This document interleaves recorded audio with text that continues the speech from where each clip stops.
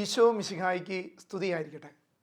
യേശുവിൽ ഏറ്റവും സ്നേഹം നിറഞ്ഞ നിത്യജീവൻ ശുശ്രൂഷകരെ, ദൈവത്തിൻ്റെ വലിയ കൃപ നമ്മൾ ഓരോരുത്തരിലും നിറയപ്പെടുവാൻ ഈ ദിവസം നമുക്ക് പ്രാർത്ഥിക്കാം.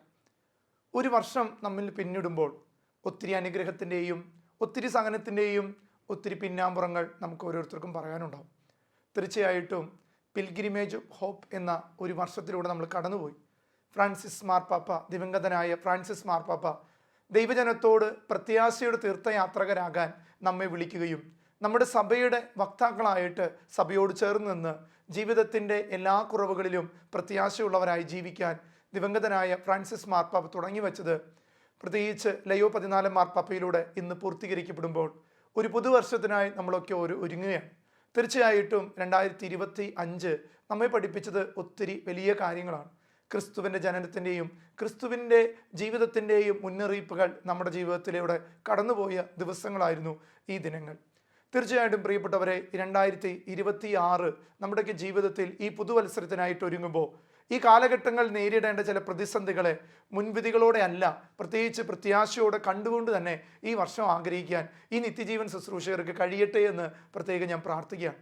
പ്രിയപ്പെട്ടവരെ, ഈ 2026 കടക്കുമ്പോൾ തീർച്ചയായിട്ടും ഈ കാലഘട്ടത്തെക്കുറിച്ച് കൃത്യമായിട്ട് നമ്മൾ അറിയണം. ഇനി എന്തെല്ലാം നമ്മുടെ ജീവിതത്തിൽ സംഭവിക്കാനിരിക്കുന്നതെല്ലാം ദൈവമഹത്വത്തിനും സംഭവിച്ചതെല്ലാം ദൈവത്തിൻ്റെ കൃപയിലേക്ക് നമ്മളെ നടത്താൻ ദൈവം തന്ന വഴികളുമായിട്ട് കാണുമ്പോഴാണ് തീർച്ചയായിട്ടും നമുക്ക് ഈ യാത്രയിൽ സന്തോഷം ഉണ്ടാവുള്ളൂ. അല്ലെങ്കിൽ പരാധീനകളുമായിട്ട് നമ്മൾ പിൻവലിയുന്ന വിശ്വാസികളായിട്ട് കടന്നു പോകാം. അതുകൊണ്ട് 7 കാര്യങ്ങളാണ് ഈ 2026 പ്രവേശിക്കുന്ന ഈ 25 പൂർത്തീകരിക്കുന്ന നമുക്ക് ഓരോരുത്തർക്കും ദൈവം പറഞ്ഞു തരുന്നത്. ഈ പുതുവത്സരത്തിൽ എങ്ങനെ ഈ കാലഘട്ടത്തിൻ്റെ പ്രതിസന്ധികൾ എന്താണെന്ന് മനസ്സിലാക്കുക എന്നുള്ളതാണ് ഏറ്റവും പ്രധാനപ്പെട്ടത്. അത് വിശ്വാസത്തിൻ്റെ കണ്ണിലൂടെ ആവുമ്പോൾ നിത്യജീവൻ ഏറ്റവും സുഖകരമായിട്ട് നമുക്ക് സ്വീകരിക്കാം. ഈ 7 കാര്യങ്ങളിലൂടെ സഭ നമ്മളെ പഠിപ്പിക്കുന്ന ചിന്താഗതികളിലൂടെയും നമുക്കൊന്ന് കടന്നു പോകാം. വചനത്തിൻ്റെ വെളിച്ചത്തിൽ നമുക്കിതിന് നല്ലൊരു തീരുമാനം എടുത്തുകൊണ്ട് ഈ കാലഘട്ടത്തിൽ കൃപ നിറഞ്ഞ വ്യക്തികളായി തീരുവാൻ നമുക്ക് പ്രാർത്ഥിക്കാം. പ്രിയപ്പെട്ടവർ, ഒന്നാമതായിട്ട് ഈ ക്രൈസ്തവർ നേരിടാനിരിക്കുന്ന ചില പ്രതിസന്ധികൾ, ഈ കാലഘട്ടങ്ങളിൽ നമുക്ക് നേരിടാവുന്ന അല്ലെങ്കിൽ ക്രിസ്തു വിശ്വാസിക്ക് നേരിടാവുന്ന ചില പ്രതിസന്ധികൾ, അത് വിശ്വാസത്തിൻ്റെ പോരാട്ടമായിട്ട് മാറാം. അതിലൊന്നാമത്തെ കാര്യമാണ് പ്രിയപ്പെട്ടവരെ, വിശ്വാസത്തിൻ്റെ തളർച്ച. പണ്ടത്തെ പോലെയല്ല. നമുക്ക് ഒത്തിരി ശുശ്രൂഷകളുണ്ട്, ഒത്തിരി പ്രാർത്ഥനകൾ നടക്കുന്നുണ്ട്, ഒത്തിരി ആരാധനകൾ നടക്കുന്നുണ്ട്, എല്ലാം ഉണ്ടെങ്കിലും ഒരു വിശ്വാസത്തിൻ്റെ വളർച്ചയേക്കാൾ വിശ്വാസത്തിൻ്റെ തളർച്ച ഈ കാലഘട്ടത്തിൽ അറിഞ്ഞോ അറിയാതെയോ സംഭവിക്കുന്നത് നമ്മൾ ആരും ശ്രദ്ധിക്കാതെ പോകരുത്. അതിനൊരു പ്രധാനപ്പെട്ട ചില കാര്യങ്ങൾ ഈ ഡിജിറ്റൽ ജീവിതത്തിലെ ശൈലികളാണ്. നമുക്കറിയാം, ഈ നവമാധ്യമ ലോകത്തിൻ്റെ ജീവിത ശൈലികൾ പലപ്പോഴും ദൈവരാജ്യത്തിന് ഉതകുന്നതാണെന്ന് നമുക്ക് പരിപൂർണമായിട്ട് പറയാൻ പറ്റില്ല. ശരിയാണ്, നമുക്കും സുവിശേഷ വേലയ്ക്ക് ഈ നവമാധ്യമങ്ങളെ തീർച്ചയായിട്ടും ഉപയോഗിക്കേണ്ടതാണ്. എന്നിവയിലൂടെ മാത്രമേ കർത്താവിനെ അറിയിക്കാൻ ഈ കാലഘട്ടത്തിൽ പറ്റുള്ളൂ. എന്നാൽ ഈ ഡിജിറ്റൽ മാധ്യമങ്ങൾ പലപ്പോഴും വിശ്വാസത്തിന് വളരെ എതിരായ ചില നിലപാടുകൾ എടുക്കാറുണ്ട്. നന്മയുള്ളതാണെങ്കിലും എന്നാൽ തിന്മയ്ക്ക് ഒത്തിരി പ്രാധാന്യം കൊടുക്കുന്ന അല്ലെങ്കിൽ തിന്മയെ പ്രൊമോട്ട് ചെയ്യുന്ന ഒരു കാലഘട്ടത്തിലേക്ക് വിശ്വാസ തളർച്ച കടന്നു വരുന്ന ഒരവസ്ഥയാണ്. അപ്പോൾ രണ്ടാമത്തെ ഒരു കാര്യം തിക്കും തിരക്കുകളാണ്. തിരക്കിട്ട ജീവിതങ്ങളിൽ ഒന്ന് മാറിയിരുന്ന് ദൈവത്തോടൊപ്പം ചിന്തിക്കാൻ സമയമില്ല. കർത്താവിൻ്റെ ജീവിതശൈലി നമുക്ക് ഇന്ന് അന്യം നിന്ന് പോയിരിക്കുകയാണ്. എത്രയൊക്കെയും കർത്താവ് പ്രഭാതങ്ങളിൽ എത്ര ശുശ്രൂഷ ചെയ്താലും രാത്രിയുടെ യാമങ്ങളിലും പകലിൻ്റെ പ്രഭാതങ്ങളും ദൈവ സാന്നിധ്യ സ്മരണയിലേക്ക് ഈശോ തന്നെ കടന്നു പോകുന്നത് നമ്മൾ കാണിച്ചു തരുന്നുണ്ട്. തീർച്ചയായിട്ടും ഇന്ന് ഈ വിശ്വാസ തളർച്ച ഈ നൂറ്റാണ്ടുകളിൽ ഉണ്ടാകുന്നുണ്ടെങ്കിൽ എന്താണെന്ന് വെച്ചാൽ തിരക്കുകൂട്ടലുകളാണ്. തിരക്കിട്ട കുറേ പ്രവർത്തനങ്ങളും തിരക്കിട്ട ഒത്തിരി അനേകരെ രോഗികളാക്കിയിട്ടുണ്ട്. അനേകർക്ക് കുടുംബത്തിൽ പോലും ചെലവഴിക്കാൻ സമയമില്ലാത്ത രീതിയിൽ തിരക്കിട്ട ജീവിത ശൈലികൾ ഒത്തിരി കടന്നു വന്നു. മൂന്നാമത്തെ കാര്യം ലൗകിക ചിന്തകളാണ്. എങ്ങനെ ഈ ലോകത്തിൽ എന്തെങ്കിലുമൊക്കെ ആയിത്തീരാൻ അല്ലെങ്കിൽ മക്കളെ എന്തെങ്കിലുമൊക്കെ ആക്കി തീർക്കാൻ നമ്മൾ ഈ ലൗകിക ചിന്തകൾ പലപ്പോഴും നമ്മുടെ ജീവിതത്തിൽ വിശ്വാസ തളർച്ച പലപ്പോഴും വരുന്നുണ്ട്. പ്രാർത്ഥനയുടെ സമയങ്ങൾ പോലും കുറച്ച് ലൗകിക കാര്യങ്ങൾക്ക് വേണ്ടി സമയം ചെലവഴിക്കുക എന്നത് ഒരു തെറ്റല്ല എന്നൊരു ചിന്താഗതി ഈ ലോകത്തെ എവിടെയൊക്കെയോ വർദ്ധിച്ചു വരുന്നുണ്ട്. അത് കുടുംബജീവിതത്തിൽ മാത്രമല്ല, സന്യാസ പൗരോഹിത്യ ജീവിതങ്ങളിലും ലൗകികതയ്ക്ക് എവിടെയൊക്കെയോ ഒരു കടന്നുകയറ്റം തന്നെ കടന്നു വരുന്നുണ്ട്. അതുകൊണ്ട് പ്രിയപ്പെട്ടവർ, നമ്മൾ ചിന്തിക്കേണ്ട ഒരു കാര്യമാണ്, പ്രാർത്ഥനയ്ക്കും വചനവ്യാഖ്യാനത്തിനും വചനധ്യാനത്തിനും സമയമില്ല. എന്നാൽ കേൾക്കാൻ ഒത്തിരി അവസരങ്ങളുണ്ട്. നമ്മൾ ഒത്തിരി കേൾക്കുന്നു. എന്നാൽ നമ്മളായിട്ടുള്ള ഒരു പേഴ്സണൽ ലൈഫിൽ, വ്യക്തിപരമായ ജീവിതത്തിൽ ഈ വചനത്തെ ധ്യാനിച്ച് എന്നോട് സംസാരിക്കുന്ന വചനത്തെ കണ്ടെത്തുക എന്നുള്ളത് ഇന്ന് തുച്ഛമായി കൊണ്ടിരിക്കുകയാണ്. സങ്കീർത്തന പുസ്തകം 119, 103 വചനം പറയുന്നത് ഇങ്ങനെയാണ്: അങ്ങയുടെ വാക്കുകൾ എനിക്ക് എത്ര മധുരമാണ്, അവ എൻ്റെ നാവിന് തേനിനേക്കാൾ മധുരമാണ്. അങ്ങയുടെ വാക്കുകൾ എനിക്ക് എത്ര മധുരമാണ്, അവ എൻ്റെ നാവിന് തേനിനേക്കാൾ മധുരമാണ്. പ്രിയപ്പെട്ടവരെ, നമുക്ക് വ്യക്തിപരമായിട്ട് ഈ മധുരമുള്ള വചനത്തെ ചിന്തിക്കാൻ കഴിയുന്നില്ലെങ്കിൽ, കേൾക്കുന്ന വ്യാഖ്യാനങ്ങളെല്ലാം നല്ലത് തന്നെയാണ്. നമ്മുടെ ജീവിതത്തിൽ നമുക്ക് ഒന്ന് രൂപപ്പെടുത്താൻ ഇതെല്ലാം ഉപകാരപ്പെടുമ്പോഴും വ്യക്തി ജീവിതത്തിൽ ഒരു വചനത്തിന് കൊടുക്കുന്ന പ്രാധാന്യം എത്രമാത്രം ഉണ്ട്, അതെത്രമാത്രം മധുരമായിട്ട് ഞാൻ ആസ്വദിക്കുന്നുണ്ട്.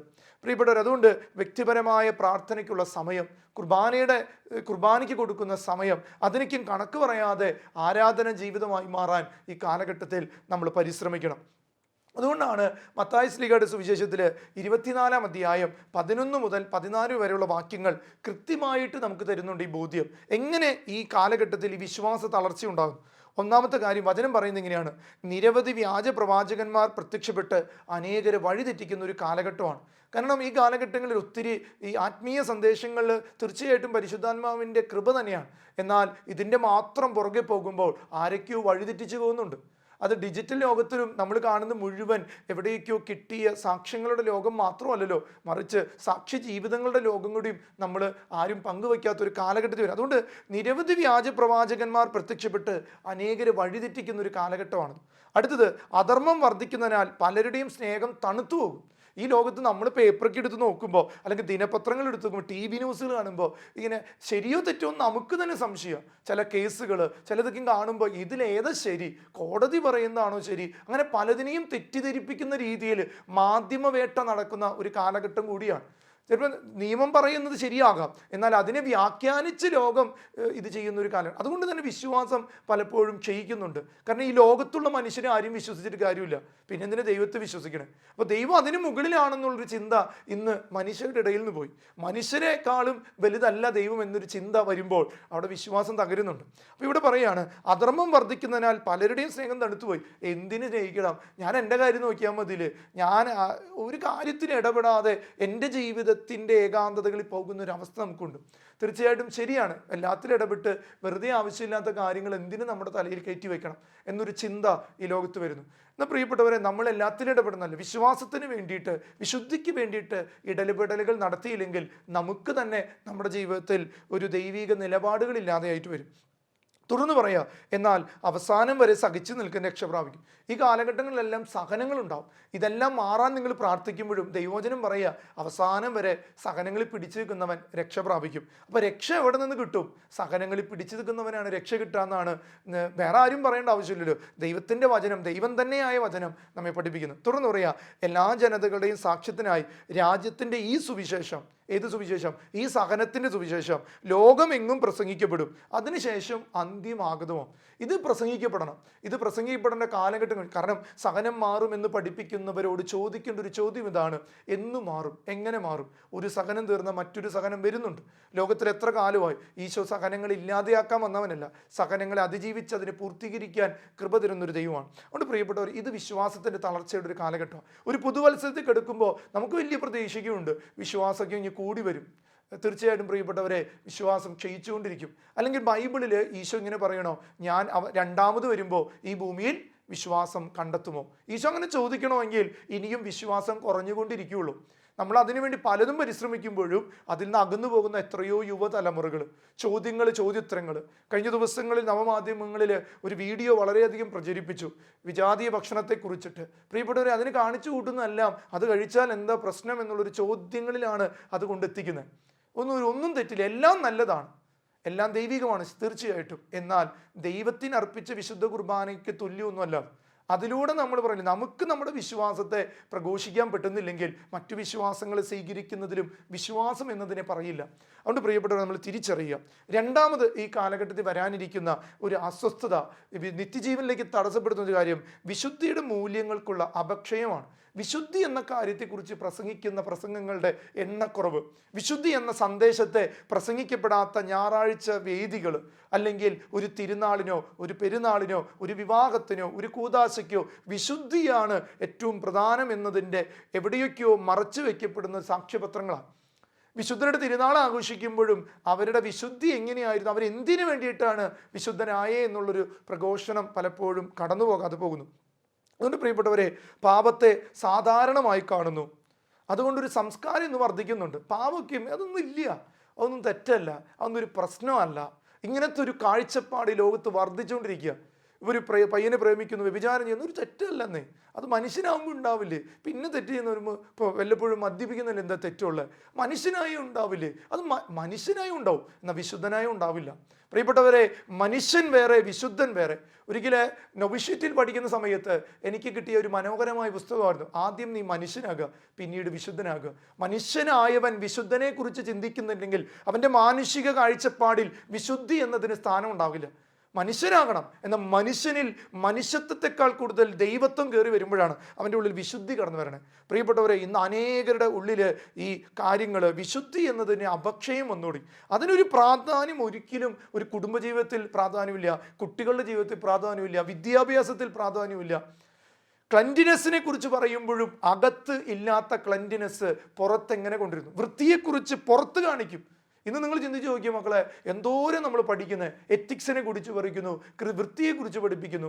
ഇന്ന് നഖം വളർത്തി നടക്കുക, നഴ്സുമാർ പോലും നഖം വളർത്തി, ഒരു എത്തിക്സും ഇല്ല. നമുക്കറിയാലോ, ഈ കയ്യിൽ ഇൻഫെക്ഷൻ വരാതിരിക്കാനാണ് നഖം വെട്ടാൻ പറയണം. ഇതെല്ലാവരും വളർത്തുന്നു, അതിനെക്കുറിച്ച് പറഞ്ഞാൽ എന്താ തെറ്റുള്ള? ഇനി പലരുടെയും ശരീരത്തിൽ പച്ച കുത്തുന്നു, അതിൽ പലരുടെയും ശരീരത്തിൽ തൊലി കളഞ്ഞിട്ട് ചെയ്യണേ. അപ്പോൾ എന്തോരം ഇഞ്ചക്ഷൻ, അത് വൃത്തിയാക്കാതെയാണ് അടുത്ത ആളുടെ അടുത്തേക്ക് വരുന്നത്. അപ്പോൾ ഇത് എന്തോരം കെമിക്കൽ റിയാക്ഷൻ, അല്ലെങ്കിൽ ബോഡി തമ്മിലുള്ള റിയാക്ഷൻസ് എന്താണ്? അതുകൊണ്ട് പ്രിയപ്പെട്ടവർ, നമ്മൾ പലതിനെയും സാധാരണമായിട്ട് കാണാം. അതുകൊണ്ടാണ് അസാധാരണമായ ചില പ്രശ്നങ്ങൾ നമ്മുടെ ഇടയിൽ വരുമ്പോൾ സാധാരണമായി ചിന്തിച്ചത് അല്ലായിരുന്നു എന്ന് പലരുടെയും ജീവിതത്തിൽ മനസ്സിലാക്കുന്നത്. അതുകൊണ്ട് പ്രിയപ്പെട്ടവരെ, ദൈവസ്നേഹം എന്ന് പറയുന്നത് ഒന്നും വേണ്ടെന്ന് വെക്കുന്നല്ല, എല്ലാത്തിൻ്റെയും പുണ്യങ്ങളെ സ്വന്തമാക്കുന്നതാണ്. ചിലതിൽ നന്മയുണ്ട്, നന്മയെ സ്വീകരിക്കണം, തിന്മയെ ഒഴിവാക്കുന്നതാണ് യഥാർത്ഥത്തിൽ ഈ കാലഘട്ടത്തിൻ്റെ പ്രതിസന്ധികൾ നമുക്ക് നേരിടാൻ പറ്റുള്ളൂ. അപ്പോൾ രണ്ടാമത്തെ കാര്യം വിശുദ്ധിയുടെ മൂല്യങ്ങൾക്കുള്ള അപക്ഷയങ്ങളാണ്. അതുകൊണ്ട് വചനം പറയാം, റോമാക്കാർക്ക് എഴുതിയ ലേഖനം 12-ാം അധ്യായം 2-ാം തിരുവചനം, നിങ്ങൾ ഈ ലോകത്തിന് അനുരൂപരാകരുത്. ഈ ലോകത്തിന് പലതരം കാഴ്ചപ്പാടുണ്ട്, അതിന് അനുരൂപരാകരുതെന്ന് പറഞ്ഞൊരു പുസ്തകം ഉണ്ടെങ്കിൽ അത് ബൈബിളാണ്. പ്രത്യുത നിങ്ങളുടെ മനസ്സിനെ നവീകരണം വഴി, ഒരു ദൈവീക നവീകരണം ഇന്ന് സംഭവിക്കുന്നില്ല. എന്നിട്ട് പറയാ, രൂപാന്തരപ്പെടുവിൻ. ഈശോ തന്നെ പറയുന്നത് നമ്മൾ രൂപാന്തരപ്പെടണം. അതുകൊണ്ടാണ് ലോകത്ത് ജീവിച്ച യോഹന്നാനും പത്രോസിനും യാക്കോബിനും ദൈവം രൂപാന്തരീകരണം കാണിച്ചു കൊടുത്തത്. ഇതല്ല ജീവിതം, ഇതിൽ നിന്ന് മറ്റൊരു ജീവിതം ഉണ്ട്. അതുകൊണ്ട് പ്രിയപ്പെട്ടവരെ, നമുക്കൊരു രൂപാന്തരീകരണം ഈ നൂറ്റാണ്ടിൽ ഉണ്ടാകണം. എന്നിട്ട് പറയാ, ദൈവഹിതം എന്തെന്നും നല്ലതും പ്രീതിജനകവും പരിപൂർണമായത് എന്തെന്നും വിവേചിച്ചറിയാൻ അപ്പോൾ നിങ്ങൾക്ക് സാധിക്കും. എപ്പോൾ? നമ്മൾ ഈ ലോകത്തിന് അനുരൂപരാകാതിരിക്കുമ്പോൾ നമുക്ക് എന്താണ് നല്ലതെന്ന് തിരിച്ചറിയാൻ പറ്റും. 2, നമ്മുടെ മനസ്സിനെ നവീകരിക്കണം. വെറുതെ പോയിട്ട് കാര്യമില്ല. കേൾക്കുന്ന ഒത്തിരി പേരുണ്ട്, എന്നാൽ ജീവിക്കുന്നവരുടെ എണ്ണം കുറവാണ്. അതുകൊണ്ട് പ്രിയപ്പെട്ടവരെ, നമ്മൾ ജീവിക്കണം. ഇപ്പോൾ അനേകർ ചോദിക്കുക, അച്ഛൻ ജീവിക്കാൻ ആഗ്രഹിച്ച് വരുമ്പോഴാണ് വേറൊരു ടോക്ക് കേൾക്കണു, ഇതൊന്നും ഒരു തെറ്റല്ല, ഇതൊന്നും ഒരു പ്രശ്നമല്ല, ഇങ്ങനെയൊക്കെ ജീവിച്ചാലും കുഴപ്പമില്ല. അപ്പോൾ പ്രിയപ്പെട്ടവർ, നമ്മൾ വ്യക്തികളിൽ ഓറിയൻറ്റഡ് ആകുമ്പോഴാണ്, പ്രസംഗങ്ങളൊക്കെ കേൾക്കുമ്പോഴും നമ്മൾ വചനത്തിൽ എത്രമാത്രം ഓറിയൻറ്റഡ് ആയിട്ടുണ്ട്, ഈ വചനം എങ്ങനെ ഞാൻ ജീവിക്കാം എന്നൊരു ചിന്ത നമ്മുടെ ഉള്ളിൽ അഭിനിവേശം നടത്താത്തോടത്തോളം കാലം നമുക്കതിലേക്ക് കൃപയിലേക്ക് വരാൻ പറ്റില്ല. അതുകൊണ്ട് പ്രിയപ്പെട്ടവരെ, ബൈബിളിൻ്റെ ഒരു അടിമത്തം നമുക്ക് വേണം. ബൈബിൾ നമുക്കൊരു അടിമത്തമായിട്ട് വേണം. ദൈവവചനം ജീവിക്കാനുള്ളൊരു അടിമത്തം. ലോകത്തിൻ്റെ അടിമത്തങ്ങൾ ഒത്തിരി ഉണ്ടെങ്കിലും വചനം വെച്ച് ഇതിനെ കണക്ട് ചെയ്തിട്ട് നോക്കുമ്പോൾ ഇത് വേണ്ട, ഇങ്ങനെയല്ലല്ലോ എൻ്റെ ജീവിക്കുന്ന ദൈവം എന്നോട് പറഞ്ഞേ, അതാണ് നമുക്ക് വേണ്ടത്. അങ്ങനെ വരുമ്പോൾ ഈ നൂറ്റാണ്ട് നമുക്ക് എളുപ്പമായിരിക്കും. ഇനി വിശുദ്ധിയുടെ അപക്ഷയങ്ങൾ ഉണ്ടാകുന്നത് നമ്മുടെ സംസാരത്തിൽ വിശുദ്ധിയില്ല. ഈ അയർലൻഡിലെ വിശുദ്ധ പാട്രിക് പ്രാർത്ഥിക്കുന്ന ഒരു പ്രാർത്ഥനയുണ്ട്, എനിക്ക് ഭയങ്കര ഇഷ്ടമുള്ളൊരു പ്രാർത്ഥനയാണ്. ആ പ്രാർത്ഥന എങ്ങനെയാണ്? പാട്രിക് പ്രാർത്ഥിക്കുകയാണ്, ഈശോ എന്നെക്കുറിച്ച് ആരെങ്കിലും സംസാരിക്കുമ്പോൾ അവർ ഈശോയെക്കുറിച്ച് പറയട്ടെ, എന്നെക്കുറിച്ച് ആരെങ്കിലും എന്നെ നോക്കുമ്പോൾ അവർ ഈശോയെ എന്നിൽ കാണട്ടെ, എന്നെക്കുറിച്ച് ആരെങ്കിലും എന്തെങ്കിലും കേൾക്കുമ്പോൾ അത് ഈശോയെക്കുറിച്ചാകട്ടെ. കണ്ടോ? അപ്പോൾ പ്രയോറിറ്റി ഓഫ് അവർ ഗോഡ്, അതാണ് ഈ കാലഘട്ടത്തിൽ ഇല്ലാതെ. വിശുദ്ധി പ്രയോറിറ്റിയിലായിരിക്കുന്നത്. എൻ്റെ പ്രയോറിറ്റി എന്താണ്? എനിക്ക് ദൈവമാണ് പ്രയോറിറ്റി എങ്കിൽ ചില നിലപാടുകൾ തന്നെ എൻ്റെ പ്രയോറിറ്റി ഞാൻ കാണിക്കാൻ തുടങ്ങും. അതുകൊണ്ട് പ്രിയപ്പെട്ടവരെ, നമ്മൾ തിരിച്ചറിയാം. മൂന്നാമത്തെ കാര്യം ഇതാണ് പ്രിയപ്പെട്ടവരെ, വിശ്വാസത്തെ പരിഹസിക്കുന്ന ഒരു സമൂഹം ഈ കാലഘട്ടത്തിൽ ഉണ്ടാവും.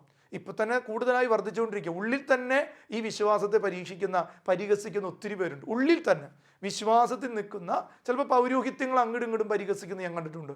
അല്ലെങ്കിൽ ധ്യാനഗുരുക്കന്മാരെ പരിഹസിക്കുന്നവർ കണ്ടിട്ടുണ്ട്. അല്ലെങ്കിൽ വിശ്വാസം നന്നായി ജീവിക്കുന്ന കുറേ മക്കളെ ജന്മം കൊടുക്കുന്നവരെ കളിയാക്കുന്നവരുണ്ട്. കഴിഞ്ഞ ദിവസം ഒരു യുവാവിനെ ഞാൻ കണ്ടുമുട്ടാനിട. ആ പയ്യൻ്റെ ഒരു പ്രത്യേകത, അവൻ നന്നായി പഠിച്ചു, നല്ല പഠനം കഴിഞ്ഞു, അവന് നല്ലൊരു ജോലിക്ക് ഉണ്ടായിരുന്നു. ആ സമയത്ത് അവൻ ഈശോനെ അറിഞ്ഞിട്ട് അതെല്ലാം വേണ്ടെന്ന് വെച്ചു. അങ്ങനെ അവൻ കർത്താവിൻ്റെ അടുത്ത് പോയിരുന്ന് പ്രാർത്ഥിക്കുക, ലോകത്ത് നശിച്ചുകൊണ്ടിരിക്കുന്ന യുവാക്കൾക്ക് വേണ്ടി മധ്യസ്ഥം വഹിക്കുക, പ്രാർത്ഥിക്കുക, പിന്നെ വചനം അറിയുന്നത് പങ്കുവെച്ചു കൊടുക്കുക, ഒത്തിരി പേർക്ക് വേണ്ടി ഇരുന്ന് പ്രാർത്ഥിക്കുക, വേദനിക്കുന്നവരുടെ അടുത്ത് പോയിരുന്ന് കേൾക്കുക. അങ്ങനെ ഒരു പയ്യൻ. എന്നാൽ അവൻ പുരോഹിതനല്ല, ഒരു അൽമായ യുവാവ്. അപ്പോൾ അവനോട് ഒത്തിരി പേര് പറഞ്ഞൊരു കാര്യമാണ്, നീ എന്തൊരു മണ്ടനാടാ, ഇത്രയും പഠിപ്പും വിവരം ഉണ്ടായിട്ട് നീ ഇതിനു വേണ്ടി നടന്ന നിനക്ക് പെണ്ണ് കിട്ടുമോ? നീ ഇങ്ങനെ പ്രാർത്ഥിച്ചാണെന്ന് നിനക്കൊരു പെണ്ണ് കിട്ടുമോ? പ്രിയപ്പെട്ടവരെ, ആ പയ്യൻ എന്നോട് ചോദിക്കുക, അച്ഛാ, പെണ്ണ് കിട്ടാൻ വേണ്ടത് ജോലിയാണോ? പെണ്ണ് കിട്ടാൻ വേണ്ടത് കുടിക്കുന്നൊരു വ്യക്തിയായ മാറിയോ? പെണ്ണ് കിട്ടണമെങ്കിൽ ഞാൻ താന്തോന്നിയാണ്, ഈ ലോകത്തിൻ്റെ കാര്യം ചെയ്താൽ നിനക്ക് പെണ്ണ് കിട്ടും. ഞാൻ കർത്താവിന് വേണ്ടി ജീവിച്ചിട്ട് എനിക്ക് പെണ്ണ് കിട്ടില്ല എന്നാണ് എല്ലാവരും പറയണത്. ഞാൻ ചിന്തിക്കുകയാണ് പ്രിയപ്പെട്ടവർ, നമ്മൾ ചിന്തിച്ച് നോക്കിയേ, ഒരു പെൺകുട്ടിയെ ഒരു പയ്യൻ്റെ കയ്യിൽ കൊടുക്കുമ്പോൾ അവൻ്റെ അവൻ എത്ര സാമ്പത്തിക ശേഷിയുണ്ട്, അവൻ്റെ കുടുംബത്തിൽ എന്തുണ്ട്, ഇതെല്ലാം നോക്കിയിട്ട് കത്തോലിക്ക സഭയിൽ അല്ലെങ്കിൽ ലോകത്ത് നോക്കൂ, നിങ്ങൾ ഏത് മതത്തിൽപ്പെട്ട് നോക്കിക്കോ, നിങ്ങൾ നോക്കിക്കോ, എത്രയോ ഡൈവോഴ്സുകൾ, എത്രയോ 2 കുടുംബങ്ങളായി, എല്ലാം നോക്കിയിട്ടല്ല ചെയ്തത്. എന്നാൽ ദൈവമുണ്ടോ ആ കുടുംബത്തിലെന്ന് ചിന്തിക്കുന്ന എത്ര പേരുണ്ട്? ദൈവത്തെ കൊടുക്കുന്ന ഒരു പയ്യനെ, ഒരു പെണ്ണിനെ കൊടുത്താൽ ദൈവമാണ് അവൻ്റെ വേലക്കാരൻ, അവൻ വേല ചെയ്യുന്ന ദൈവത്തിനാണെന്നുള്ളൊരു വിലയില്ല. അതുകൊണ്ട് പ്രിയപ്പെട്ടവരെ, ഇത് ഇന്ന് അനേകരാണ് പരിഹസിക്കുക, വിശ്വാസത്തിന് വേണ്ടി ജീവിക്കുന്നവരെ പുച്ഛിക്കുക, കളിയാക്കുക. ഇനി നിങ്ങൾ നോക്കിക്കോ പ്രിയപ്പെട്ടവർ, ഈ കാലഘട്ടം അതിൻ്റെ കാലഘട്ടമാണ്. അതുകൊണ്ട് സത്യവിശ്വാസത്തിന് ജീവിക്കേണ്ടി വന്നാൽ പുച്ഛം ഏറ്റെടുക്കേണ്ടി വരും.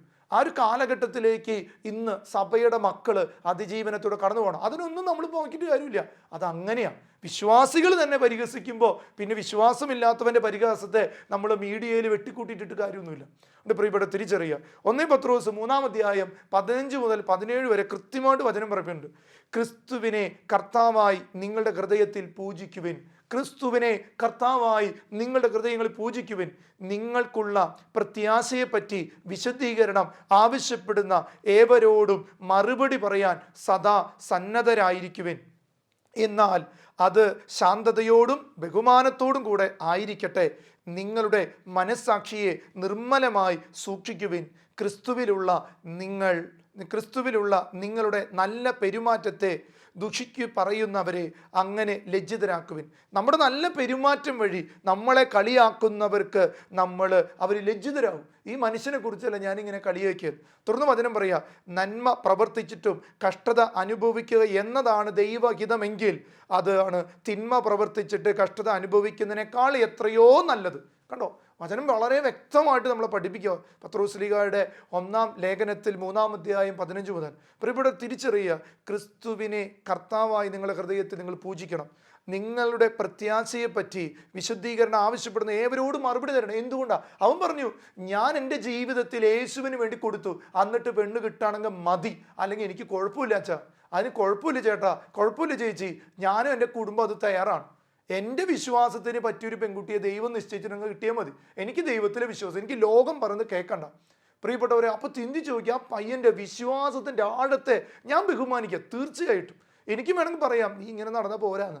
ഞാൻ പറഞ്ഞില്ലേ പ്രിയപ്പെട്ടവർ, കാരണം അവൻ്റെ വിശ്വാസം അവനെ രക്ഷിക്കും. ബൈബിൾ അങ്ങനെ പറയണേ, നിന്റെ വിശ്വാസം നിന്നെ രക്ഷിക്കുന്ന പോലെ അവൻ ജീവിക്കുന്ന വിശ്വാസത്തെ അവൻ രക്ഷിക്കും. എന്നിട്ട് പറയാം, ഇവിടെ വചനം പറയാം, അത് ശാന്തതയോടും ബഹുമാനത്തോടും കൂടി ആയിരിക്കട്ടെ. ആരും എതിർക്കൊന്നുമല്ല.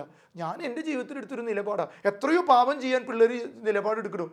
അതിനൊന്നും നമ്മൾ പറയണില്ലല്ലോ. ഇങ്ങനെയൊന്നും ഒരു വിശ്വാസത്തിനും വിശുദ്ധി ജീവിക്കുന്നവർക്ക് നിലപാട് പറയാൻ ഒത്തിരി പേരുണ്ട്. എന്നാൽ തെറ്റ് ചെയ്യുന്നത് തെറ്റാണെന്ന് പറയാൻ ആരുമില്ല. വിവാഹ ജീവിതത്തിൽ പോലും നന്മ പറഞ്ഞു കൊടുക്കാൻ ആളുമില്ല. അതുകൊണ്ട് പ്രിയപ്പെട്ടവരെ, വിശുദ്ധ ഇഗ്നീഷ്യസ് ഓഫ് ആൻഡ്രിയയിൽ വിശുദ്ധം പറയുകയാണ്. ഇഗ്നീഷ്യസ് ഓഫ് ആൻഡ്രിയ പറയുക, ക്രൈസ്തവനാകുക എന്നത് മരിക്കാൻ തയ്യാറാകുക എന്നതാണ്. ഒരു ക്രിസ്ത്യാനിയാകുക എന്ന് പറഞ്ഞാൽ ക്രിസ്തുവിന് വേണ്ടി മരിക്കാൻ തയ്യാറാകുക എന്നാണ്. യോഹന്നാന്റെ സുവിശേഷത്തിൽ 15-ാം അധ്യായത്തിൽ 18 മുതൽ 19 വരെ ലോകം നിങ്ങൾ ദേഷിക്കുന്നുവെങ്കിൽ അതിനു മുമ്പേ അത് എന്നെ ദേഷിച്ചു എന്ന് നിങ്ങൾ അറിഞ്ഞോളൂ. നമ്മൾ ആരെങ്കിലും ഇങ്ങനെ ദേഷിക്കുന്നു, ഈശോയെ പ്രതി കളിയാക്കുന്നുണ്ടെങ്കിൽ നിങ്ങൾ അറിഞ്ഞോ, അവർ ദൈവത്തെ വെറുത്തിട്ടുള്ളവരാ. നമ്മളെ സ്നേഹിക്കുന്നു വേണ്ട, അവർ ദൈവത്തിൽ നിന്നാകുന്നവരാ. എന്നിട്ട് പറയാ, നിങ്ങൾ ലോകത്തിൻ്റെതായിരുന്നുവെങ്കിൽ ലോകം സ്വന്തമായതിനെ സ്നേഹിക്കുമായിരുന്നു. എന്നാൽ നിങ്ങൾ ലോകത്തിൻ്റെതല്ലാത്തത് കൊണ്ട് ഞാൻ നിങ്ങളെ ലോകത്തിൽ നിന്ന് തിരഞ്ഞെടുത്തത് കൊണ്ടും ലോകം നിങ്ങളെ ദേഷിക്കും. രണ്ട് കാര്യമാണ് നമ്മളെ ദേഷിക്കാൻ. ഒന്ന്, നിങ്ങൾ ലോകത്തിൻ്റെതല്ല. രണ്ട്, നിങ്ങളെ ദൈവം ലോകത്തിൽ നിന്ന് വ്യത്യസ്തമായിട്ട് എടുത്തിട്ടുണ്ട്. അതുകൊണ്ടാണ് ഈ ലോകം നമ്മളെ കളിയാക്കുന്നത്. നമ്മളെ ദൈവം എടുത്തിട്ടുണ്ട് പ്രിയപ്പെട്ടവരെ. ആരെന്തും പറഞ്ഞോട്ടെ, നമ്മൾ എന്തിനു പേടിക്കണം? കർത്താവിൻ്റെ കാര്യത്തിലാണ്. നാലാമത്തെ കാര്യം പ്രിയപ്പെട്ടവരെ, സാമ്പത്തികവും തൊഴിൽ സംബന്ധമായ അനിശ്ചിതത്വം ഈ കാലഘട്ടത്തിലുണ്ടാവും. ഒത്തിരി പേർക്ക് ജോലി കിട്ടാത്ത പ്രതിസന്ധി ഉണ്ടാവും. എന്തു ചെയ്തിട്ടും വിജയിക്കാത്ത ഒരു അവസ്ഥ, അതൊരു കോമൺ ഫാക്ടറാണ് ഈ ലോകത്ത്.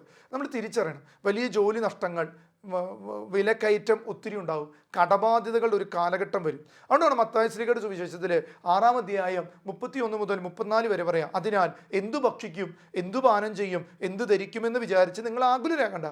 വിജാതീയരാണ് ഇവയെല്ലാം അന്വേഷിക്കുന്നത്. നിങ്ങൾക്ക് ഇവയെല്ലാം ആവശ്യമാണെന്ന് നിങ്ങളുടെ പിതാവ്, സ്വർഗസ്ഥനായ പിതാവിന് അറിയാം. അത് നമ്മൾ മനസ്സിലാക്കണം. നമ്മുടെ ദൈവത്തിന് അറിയാം. എന്നിട്ട് പറയാം, നിങ്ങൾ ആദ്യം അവിടുത്തെ രാജ്യവും അവിടുത്തെ നീതിയും അന്വേഷിക്കുക, അതോടൊപ്പം മറ്റുള്ളവയെല്ലാം നിങ്ങൾക്ക് ലഭിക്കും. അതിനാൽ നാളെയെക്കുറിച്ച് നിങ്ങൾ ആകുലരാകരുത്. നാളത്തെ ദിനം തന്നെ അതിനെക്കുറിച്ച് ആകുലത പെട്ടുകൊള്ളും. ഓരോ ദിവസത്തിനും അതിൻ്റെതായ ക്ലേശങ്ങൾ മതി. ഇത് വചനം ദൈവം 2000 വർഷം മുമ്പ് പറഞ്ഞത് ഈ കാലത്ത് തിരിച്ചറിയണം. നമുക്ക് ഒത്തിരി ടെൻഷനാണ്, എന്തു ചെയ്യും, ഇതെന്തു ചെയ്യും. നമ്മളതൊന്ന് ദൈവത്തിന് സമർപ്പിച്ച പ്രിയപ്പെട്ടവരെ. അങ്ങനെയല്ലെങ്കിൽ നമ്മളിങ്ങനെ വേദനിക്കും. മക്കളെ ഓർത്ത് വേദനിച്ച് പ്രാർത്ഥിക്കാനോ വിശുദ്ധി ജീവിക്കാനോ പറ്റില്ല. പ്രിയപ്പെട്ടവരെ, 5-ാമത്തെ കാര്യം, കുടുംബ ബന്ധങ്ങളിൽ സമ്മർദ്ദങ്ങളാണ്. കുടുംബത്തിൽ ഭയങ്കര സമ്മർദ്ദങ്ങളുണ്ട്. ഒന്ന് വിവാഹ തകർച്ചകൾ, ഒന്ന് മക്കളിലെ അവിശ്വാസങ്ങൾ, അകൽച്ച, അതുപോലെ തലമുറകളിലുള്ള ബന്ധങ്ങളുടെ വിള്ളലുകൾ. ഇതെല്ലാം ഈ കാലഘട്ടത്തിൽ ഇനി വർദ്ധിക്കും. അതുകൊണ്ട് ഈ കുടുംബ ബന്ധങ്ങൾ ഇനി ശ്രദ്ധിക്കണം. കുടുംബത്തെ മക്കളെ പ്രത്യേകിച്ച് ശ്രദ്ധിക്കണം. കുടുംബത്തിൽ ഭാര്യയും ഭർത്താവും തമ്മിലുള്ള ബന്ധങ്ങളെ ശ്രദ്ധിക്കണം. കഴിഞ്ഞ ദിവസങ്ങളിൽ ഒരു അപ്പൻ ഒരു മകനെ കൊണ്ടുവന്നു. മകൻ ആകെ ദേഷ്യമാണ്. ഈ മകനെ കണ്ടു വർത്താനം പറയുമ്പോൾ അപ്പനും അമ്മയും സംസാരിച്ചിട്ട് വർഷങ്ങളായി. ഈ കൊച്ചെ എങ്ങനെ ശരിയാവാനാ പ്രിയപ്പെട്ടവരെ? അപ്പം ബന്ധങ്ങളില്ല. നമ്മൾ പലതിനും ബന്ധനമാണെന്ന് പറഞ്ഞു കൊടുക്കുമ്പോഴും ബന്ധമില്ലാത്ത കുടുംബത്തിൽ എന്തായാലും ബന്ധനം ഉണ്ടാവും. അതുകൊണ്ട് തിരിച്ചറിയുക. ജോഷുവയുടെ പ്രവാചകന്റെ പുസ്തകം 24:15 പറയുക, കർത്താവിനെ സേവിക്കുന്നതിന് മനസ്സില്ലെങ്കിൽ നിന്ദിതരാകാൻ നിങ്ങളുടെ പിതാക്കന്മാർ സേവിച്ച ദേവന്മാരെയോ നിങ്ങൾ വസിക്കുന്ന നാട്ടിലെ അമേരിയുടെ ദേവന്മാരെയോ സേവിക്കാൻ നിങ്ങളെ തന്നെ തീരുമാനിക്കും. ഞാനും എൻ്റെ കുടുംബവും കർത്താവിനെ സേവിക്കും. അപ്പോൾ നമ്മൾ തിരിച്ചറിയണം, ദൈവത്തെ സേവിക്കാൻ നമുക്കൊരു കൃപ വേണം. വിശുദ്ധ ജോൺ ക്രിസോസ്റ്റം പറയുക, കുടുംബം ഒരു ചെറിയ സഭയാണ്. അതുകൊണ്ട് ഈ സഭയിലേക്ക് നമ്മൾ. 4-ാമത്തെ കാര്യം, മാനസിക സമ്മർദ്ദങ്ങൾ, ഒറ്റപ്പെടൽ. ഒത്തിരി മാനസിക രോഗികൾ, ഡിപ്രഷൻ കാലഘട്ടത്തിൽ വരും. അതുകൊണ്ട് നമ്മൾ ദൈവത്തിൽ പ്രത്യാശ, സമാധാനം തേടി ദൈവത്തിൽ പോകണം. 7-ാമത്തെ കാര്യം, തെറ്റായ ഉപദേശങ്ങളും വ്യാജ ആധ്യാത്മികതയും. ഇന്ന് അനേകർ വർദ്ധിച്ചുകൊണ്ടിരിക്കുക. അതുകൊണ്ട് പ്രിയപ്പെട്ടവരെ, നമ്മളെല്ലാത്തിനും വേണ്ടി ഓടി നമ്മൾ തകരരുത്. നമുക്ക് പ്രാർത്ഥിക്കാം. ഈ പുതിയ വർഷത്തിൽ ഈ പ്രതിസന്ധികളെ നേരിടാനുള്ള കൃപ, അഭിഷേകം ദൈവത്താൽ നിങ്ങൾക്ക് ഓരോരുത്തർക്കും ലഭിക്കട്ടെ എന്ന് പ്രാർത്ഥിക്കുന്നു. ഈശോ നിങ്ങളെല്ലാവരെയും ഈ പുതുവത്സരത്തിൽ ആശീർവദിക്കുകയും അനുഗ്രഹിക്കുകയും ചെയ്യട്ടെ. ഈശോ മിശിഹായ്ക്ക് സ്തുതിയായിരിക്കട്ടെ.